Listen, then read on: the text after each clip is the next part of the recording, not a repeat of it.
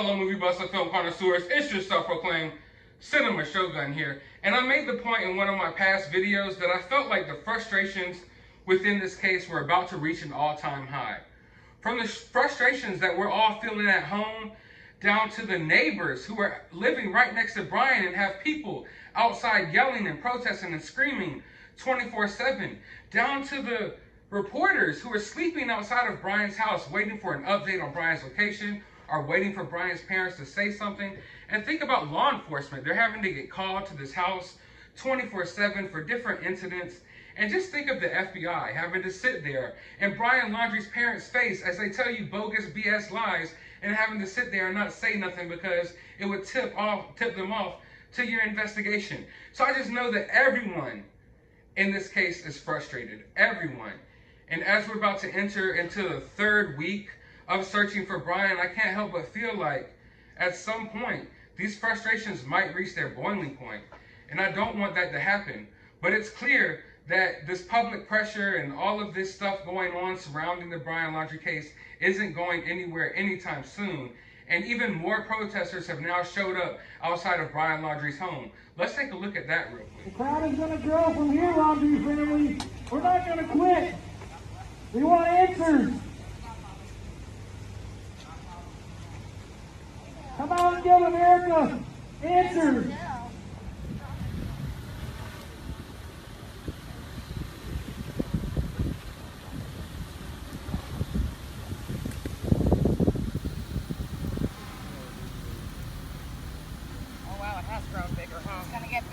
Good.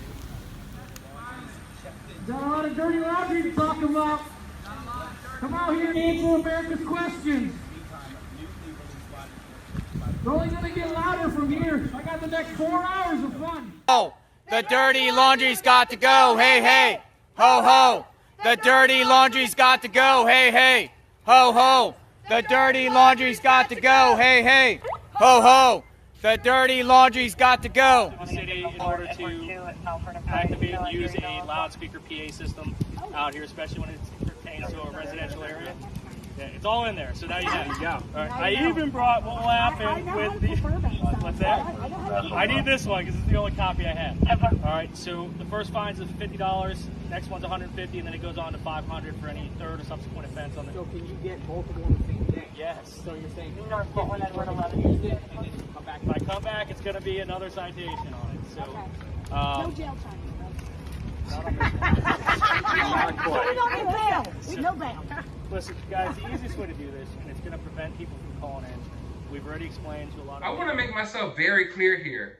I 100% feel their frustrations, okay? And I in no way, shape, or form am I sympathizing with the Laundries at all. I could give a damn about how they feel about everything that's transpiring in front of their home.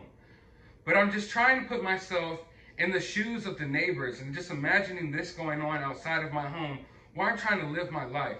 Especially if you have kids and you have to wake them up for school and different things like that.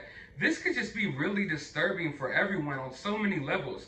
Not just from the noise complaints, but emotionally, like, you know, people with anxiety and different things going on, and you've got this whole crowd of people outside your home 24/7, reporters, police. I just know it's working numbers on people's anxiety out there, and I definitely feel for them. And I was wondering how long it would be before law enforcement got involved with all of this stuff that's been going on outside of the Laundrie's home. And now, as you can see, they did get called for a noise complaint. And I know that it's everyone's right to protest and do whatever you want. And like I said, I feel where those people are coming from out there. I 100% do. Like, you could probably tell. But at the same time, I feel like we can't just keep doing this because someone's going to snap and someone's going to break. And I don't know who it's going to be. And as we've already seen, it might not be Brian's parents. It might be someone else. So I just feel like, I don't know. The public pressure, I understand, is important. And I've made that point 1,000 times already on this channel. And I like to see the flowers being, you know, brought to the Laundrie's home and the wanted poster outside their door and the pictures of Gabby outside of their house. I think that's a good thing. But just try to keep the neighbors in mind. But with that being said, as all of this transpires, one of the main rumors going on right now surrounding this case is that the FBI might possibly know where Brian is already, but they're just waiting until they build their case before they bust them. And to some of y'all, that might sound crazy, but to those of you who know how these things work, that is a huge possibility. Now, I don't believe that's the case, and I'll tell you why in a second, but often the FBI does things like that. They wait until they can build a full case on you, and then they'll bust you.